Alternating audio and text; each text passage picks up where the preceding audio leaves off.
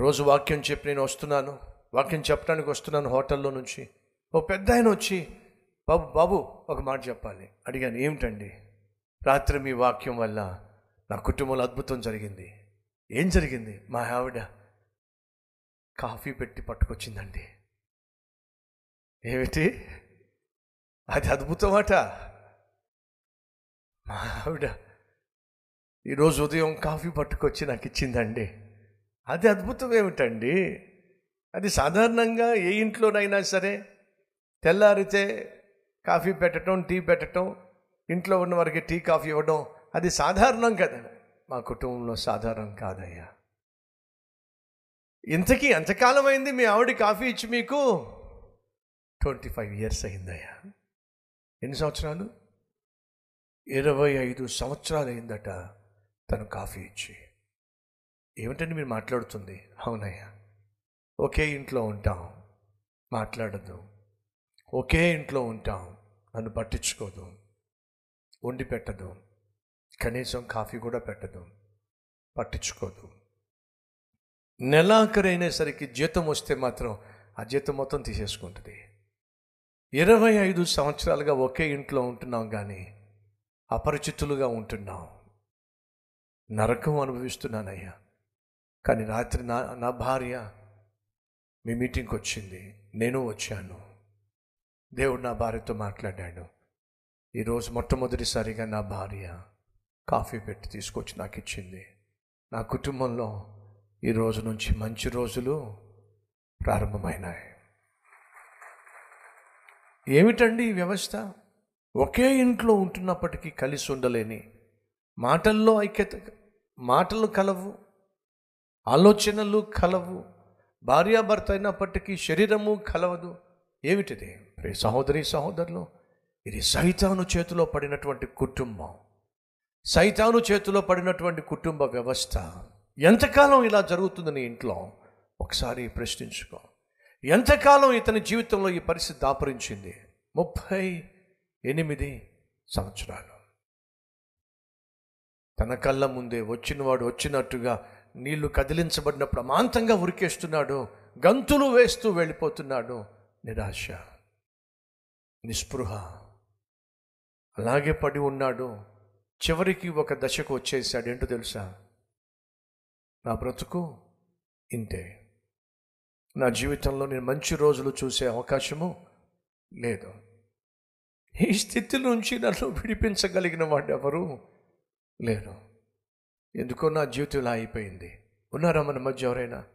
ఎందుకో నా జీవితం ఇలా అయిపోయింది, ఎందుకో నా కుటుంబం ఇలా అయిపోయింది, ఎందుకో నా బ్రతుకు ఇలా అయిపోయింది. ఇలా అయిపోయిన ఈ జీవితాన్ని ఉద్ధరించే వాళ్ళు ఈ లోకంలో ఎవరున్నారు చెప్పండి? నా బ్రతుకింతే అనుకుంటున్నావేమో? అయితే విను. ఎవరో ఒక వ్యక్తి నెమ్మదిగా నడుచుకుంటూ తిన్నగా అతని దగ్గరికి రావడం చూశాడు. దగ్గరకు వచ్చాడు, అతను చూశాడు. స్వస్థత పడాలి అని అనుకుంటున్నావా అని ప్రశ్నించాడు. అంటే మన భాషలో బాగుపడాలని అనుకుంటున్నావా అన్నాడు. 38 సంవత్సరాలుగా అతడు బెతెస్త కోనేరు దగ్గర ఉన్న కారణం చెప్పండి? బాగుపడదామనిగా? ఏమండి, సినిమా చూద్దామనా? చెప్పండి. లేదా ఆ కోనేరులో స్విమ్మింగ్ కాంపిటీషన్లో పాలు పంచుకుందామనా? దేనుకున్నాడండి అక్కడ? బాగుపడాలనేగా. అక్కడికి ఒక ఆయన వచ్చాడు. వచ్చి అతన్ని చూసి అంటున్నాడు, బాగుపడాలని ఆశ ఉందా అన్నాడు. కొన్ని ప్రశ్నలు వేస్తాను, దానికి మీరు సమాధానం చెప్పాలి. రైట్? మీలో ఎంతమంది మంచి ఆరోగ్యం కలిగి ఉండాలి ఆశ ఉన్నవారు చేయి చూపిస్తారా? మంచి ఆరోగ్యంగా మనం ఉండాలి అంటే చేయాల్సిన సింపుల్ పని ఏమిటంటే నడవాలి. ఏం చేయాలి? నడవాలి. రోజుకొక 4 లేక 5 లేక 6 కిలోమీటర్లు నడిస్తే చాలా ఆరోగ్యంగా ఉంటాం. అందుకే కదండి ప్రతిరోజు నేను ఒక 5-6 కిలోమీటర్లు నడుస్తాను అన్నవారు చేయి చూపిస్తారా? ఆశైతే ఉంది నాలో, అందుకోలేకున్నాను. ఈ పాటలు పాడితే లాభం ఏంటి చెప్పండి? సో అర్థం చేసుకోండి, ఆ రోజు యేసుక్రీస్తు అతని దగ్గరకు వచ్చి బాగుపడాలి అని ఆశ నీకుందా అన్నాడు. ఈరోజు నా ప్రియ సహోదరి సహోదరులు, ఆరోగ్యంగా ఉండాలి అని నీకుంది, కానీ నువ్వు నడుస్తావా? నడవు. ఆరోగ్యంగా ఉండాలి ఆశ నీకుంది, కానీ నిజంగా ఆరోగ్యంగా ఉండాలి అని ఉద్దేశం నీకుందా? నిజంగా నేను ఆరోగ్యంగా ఉండాలి అని నువ్వు అనుకుంటే ఆరోగ్యంగా ఉండడానికి చర్యలు తీసుకోవాలి. అది నువ్వు చెయ్యవు. నిజంగా నువ్వు పరిశుద్ధంగా జీవించాలని ఆశపడుతున్నావా? ఒకవేళ అదే ప్రశ్న వేస్తే, ఎంతమందికి ఆశ ఉంది, నా మాటల్లో పరిశుద్ధత ఉండాలి, నా చూపుల్లో పరిశుద్ధత ఉండాలి, నా తలంపుల్లో పరిశుద్ధత ఉండాలి అని నేను ఆశపడుతున్నాను అని అంటే అందరూ చేయి చూపిస్తారు. అవునా కదా? మరి నిజంగా నువ్వు పరిశుద్ధంగా జీవించాలి అని ఆశ అయితే నీకుందా? ఆలోచించు. ఉట్టినే కోరుకుంటే సరిపోదు, ఉట్టినే ఆశ ఉంటే సరిపోదు. దాన్ని క్రియల్లో పెట్టగలిగిన ఆశ మాత్రమే నీకు జవాబును తీసుకొస్తుంది.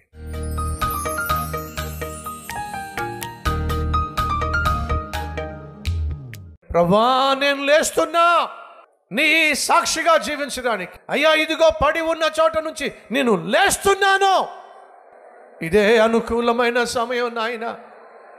ఈరోజు కోసమే ఎప్పటి నుంచో ఎదురు చూస్తున్నావయ్యా. నీవు దర్శించు కాలము ఎప్పుడొస్తుందా ఎదురు చూస్తున్నావు నాయన. నా హీన స్థితిని చూడు నాయన, నా బలహీనతలను చూడు నాయన, నా కష్టాన్ని చూడు నాయన, నా కన్నీరు చూడు నాయన, నా సమస్యలను చూడు నాయన. నువ్వు ఆశించినట్టుగా నిన్ను సేవించే భాగ్యాన్ని దయచేయి నాయన. పరిశుద్ధంగా నీ బిడ్డగా జీవించే మా ధన్యత మా అందరికీ దయచేయమని యేసు నామం పేరట వేడుకుంటున్నాం తండ్రి. ఆమెన్.